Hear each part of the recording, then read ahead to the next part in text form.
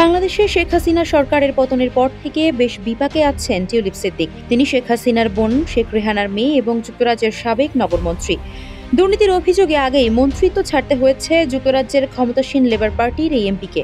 এবার টিউলিপের বিরুদ্ধে গ্রেপ্তারি পরোয়ানা জারি করেছেন আদালত। ক্ষমতার অপব্যবহার করে রাজুক থেকে ৩০ কাঠা প্লট গ্রহণের আলাদা ৩ মামলায় টিউলিপ সিদ্দিকী ছাড়াও সাবেক প্রধানমন্ত্রী শেখ হাসিনা, তার বোন শেখ রেহানা, শেখ রেহানার ছেলে রাদওয়ান মুজিব সিদ্দিকী ববি, আজমিনা সিদ্দিকী সহ ৫৩ জনের বিরুদ্ধে গ্রেপ্তারি পরোয়ানা জারি করা হয়েছে। রোববার ঢাকার মেট্রোপলিটন সিনিয়র স্পেশাল জজ জাকির হোসেন গালিবের আদালত দুদকের দেওয়া চার্জশিট আমলে নেন। পলাতক থাকায় আদালত তাদের বিরুদ্ধে গ্রেপ্তারি পরোয়ানা জারি করেছেন। দুদকের আদালতের প্রসিকিউশন বিভাগের সহকারী পরিচালক আমিনুল ইসলাম এ তথ্য নিশ্চিত করেন।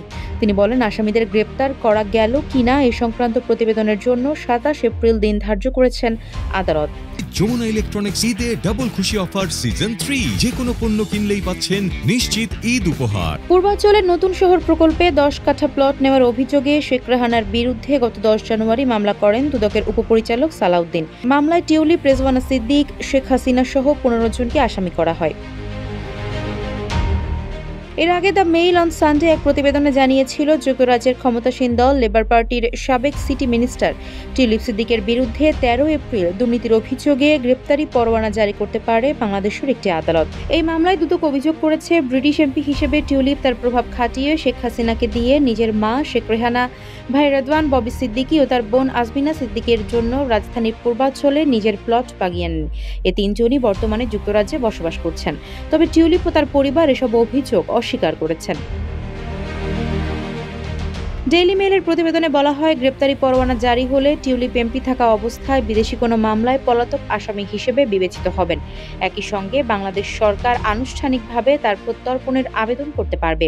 হাসিনা ও টিউলিপের বিরুদ্ধে ৬ সদস্য সহ মোট ১৬ জনের বিরুদ্ধে এই দুর্নীতির মামলায় অভিযোগপত্র জমা দেওয়া হয়েছে। গত মাসে টিউলিপের আইনজীবীরা দুদকে একটা চিঠি পাঠিয়ে বলেন, এই তদন্ত টার্গেটেড এবং ভিত্তিহীন। তারা অভিযোগ করেন, টিউলিপের বিরুদ্ধে নানা অভিযোগ মিথ্যা ও হয়রানিমূলক। তবে গত সপ্তাহে দুদক চেয়ারম্যান আব্দুল মোমেন জানান, টিউলিপের সঙ্গে কোনো চিঠি চালাচালি করবে না কমিশন।